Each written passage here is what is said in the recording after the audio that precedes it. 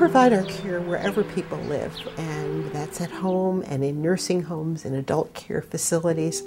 The residence was a brand new idea in 1995 when it opened. We were the first one in New York State. The hospice industry has done a shift in the last several years. Residences like the one that Hospicare has are quite unusual. A lot of patients come to us and they don't know what to expect. And then once they get here and they figure how things work, see how we are with them, they just love it. We're a very compassionate group of people. We take very good care of our people. I've been the medical director at Hospicare and Palliative Care of Tompkins County for about 5 years now. We accept people on hospice services at home, in nursing homes, in the hospital, and the Hospicare residence are all places you can deliver hospice care at any place. Hospitals are busy, so if you need something, they'll often say, yeah, we'll get it. But then it's 25 minutes later. Should I get you something to eat then? I'm a private home health aide, and I work for Mr. Rosen. Hospicare offers a lot of different things that we can't do. I'm not a certified therapist, for instance, and we have Jeff Collins that comes and helps Bill. What hospice in general does is to try to make this whole situation that people find themselves in as workable as possible. And that starts with physical comfort, and it can go on to spiritual comfort, psychosocial comfort, psychological comfort. Very happy here, yeah. I think that for some patients, being at home is ideal. They want to be in their own home, in their own bed. But in Jane's case, it's been much more comfortable for her to be in a residence. The residence is a really peaceful place, and the gardens are also so important to the sense of serenity and peacefulness that people experience. Everything is more relaxed here and comfortable because there are little areas to go to that are private or outdoor rooms for meditation. It just feels good to be doing something that people really appreciate. There are however many blocks of letters. You call out the letters and she blinks for the letter and we spell out words. And we've had very amazing conversations. G, H, the, space, 5, R, 3, I, right. Is that it? Right place? Yeah. The care is fabulous. I get massage. I am in the right place. She gets a massage several times a day. I think some people think that hospice means, somebody stands at the bedside and chants. But that's not what we're about. We have highly specialized nursing care. When I did get around to going to nursing school in my middle 40s, I felt really drawn to caring for people who were facing the end of their life. I don't know when she came home. We get right in there with the whole team. It's not just about the nurses. It's about the social workers, the volunteers, the medical director, the spiritual care coordinator, the music therapist. It's the massage therapist. It's everybody. Most of the people that come to work here don't come here because they're looking for a job, if you will. They come here because they want to work with hospice. I came to Hospicare in 2004. I'm an aide. I do cooking, cleaning, personal care, companionship, nails, hair, whatever they want done, I'll do it. And my meal in the afternoon. It was scary at first when I came to work here. A million years ago, I would have said I could never do this.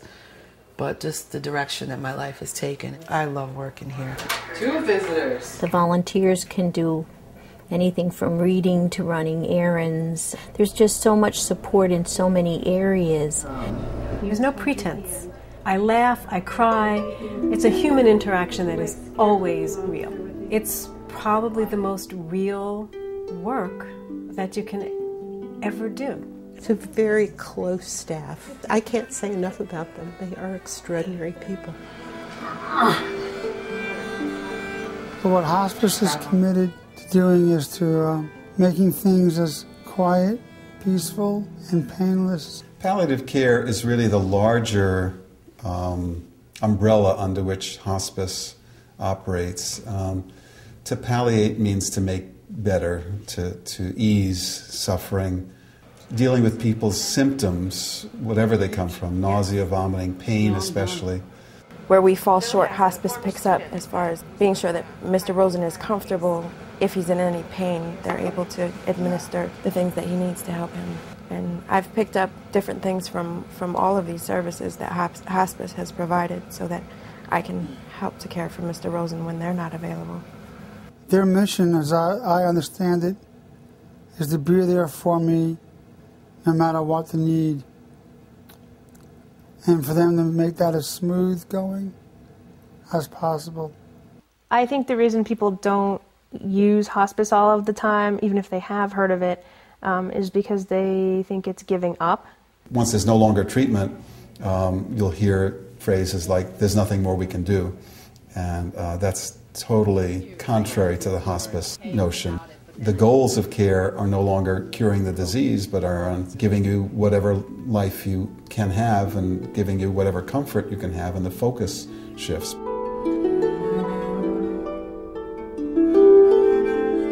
Emotionally supporting the family is a huge part of what we do. It's a unit of care. It's not the patient separate of the family. It's not the family separate of the patient. It's the family unit. Well, we were visiting my brother. They ask us what we need. Would you like a cup of coffee, a cup of tea? We have a bereavement care program which follows the family for 13 months after the death. They do mailings, they do phone calls, and we have a whole range of really wonderful bereavement groups. We have a wonderful group for kids in the summer called Good Grief Day. And they do something around Memorial Day with something called Illuminations, where they have luminaria up and down their garden paths that they light, one for each person who is to be remembered, and that's really beautiful. My job is called the Intergenerational Nature Study Program. It's kids that come help me in the gardens, and then we visit the residents. Today we took them flowers and dried beans that we had done.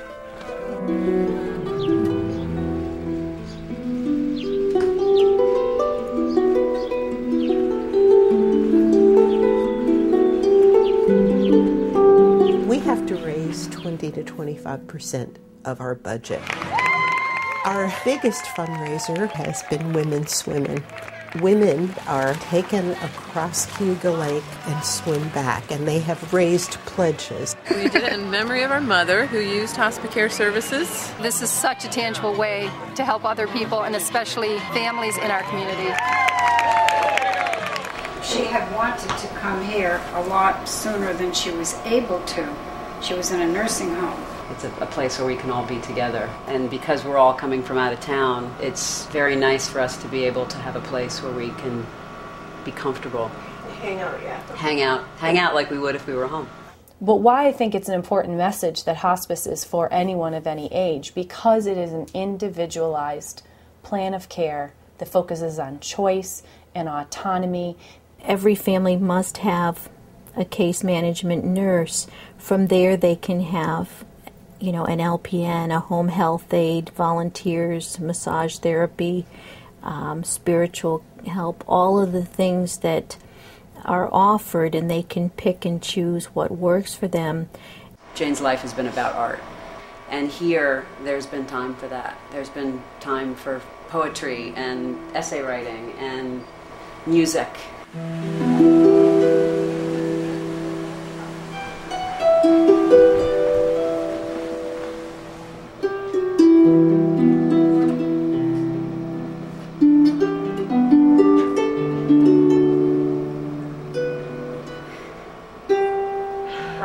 Of course, she doesn't want to go. She's got a lot left to say and do.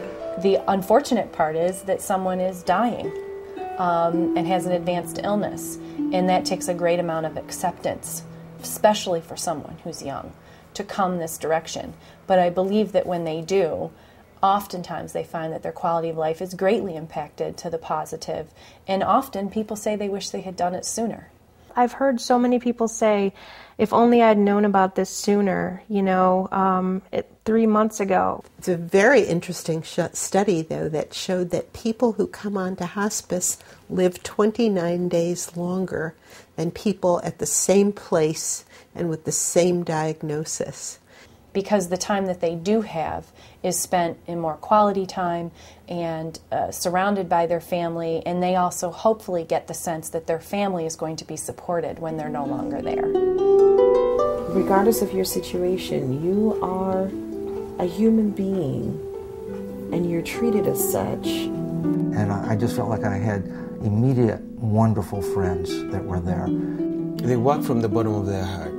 They show love, and that's what you need when you're going through that time. But their goal is all the same: to take care of you, to take care of the family, to take care of the patient, and to just be there and do anything you need.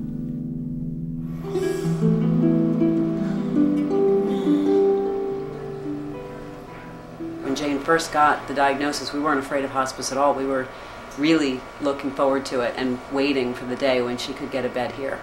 And she'd met with Dr. Lessinger, and so from the very start, I think once you have a diagnosis where the outcome is certain, the sooner that you can get into hospice, the better. And I would tell anybody, if you're ill and they suggest hospice care, do it. And she's also made new friends, and I think you don't get that at home. There's a much stronger sense of oneness with a larger community.